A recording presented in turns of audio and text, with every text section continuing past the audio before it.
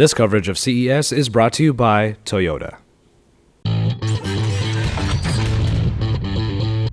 Hey guys, it's Darcy Lacavay here with the Android Authority reporting live at CES 2014. We're here with Showstoppers.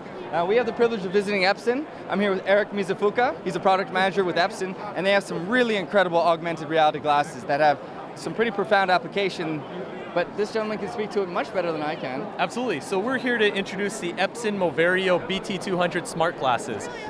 What you can see is that we have two displays that are centered in your field of view. Yeah. So effectively, you get a large floating image right out there in front of you. In addition, we have motion sensors, a front-facing camera that allow you to fully sense the environment for augmented reality. And best yet, we run Android. Yes. So via this touch controller, we run Android 4.0, and it does run off a touchpad interface. Yeah. And you do get a 6-hour battery life. Nice. And that powers the whole unit? Powers the whole unit, two bright displays. And the coolest thing, you can render 3D content. Since we're binocular, you can render 3D content in your actual environment. Let's talk connectivity for a second here.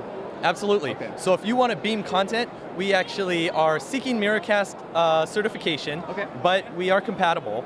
So you can beam content from a Miracast device to this, and you can also beam it out of this to a Miracast more like device. Wi-Fi, Bluetooth, NFC. In terms of the connectivity to your smartphone, is there any sort of...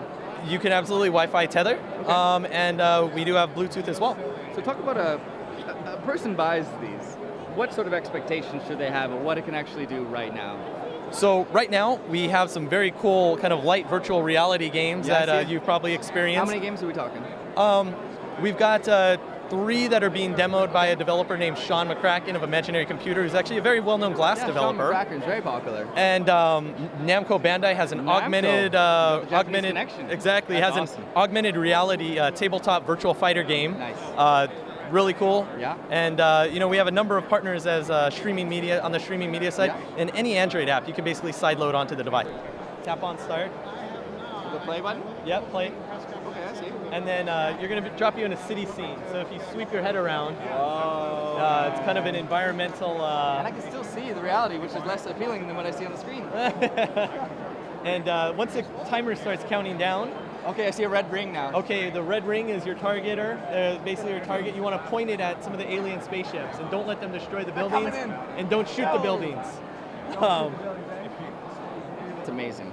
So it runs Android, 4.0, 6 hours battery life. What's the price point? $699. Okay. And you can order on our website now via prelaunch.com. Nice. And that'll get you first in line, and we're going to be shipping in March. But of course, you're going to send one to Android Authority so we can share with all our loyal viewers. Absolutely. Right? And we would love for some Android developers to come up with some cool concepts for what can be done in augmented reality. I mean, something like this has, all these things that are augmented reality capable, they have such limitless potential that we're just trying to get a head start, essentially, so that we can understand, because we were at the very beginning of a long paradigm shift in how we use our technology. Absolutely, and we're really excited to be at the kind of bleeding edge of that. Whew.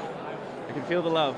Yeah, and for more information, you can visit epson.com/Moverio, M-O-V-E-R-I-O. Okay. Or follow me on Twitter at WTEric. Nice. E-R-I-C. Well, I just want to say a big thank you for your time, sir. Thank you so much for coming out. I appreciate it. It's Android Authority here, live at Showstoppers 2014. We're CES. Thank you very much, guys. And once again, thank you to Toyota for sponsoring our CES coverage.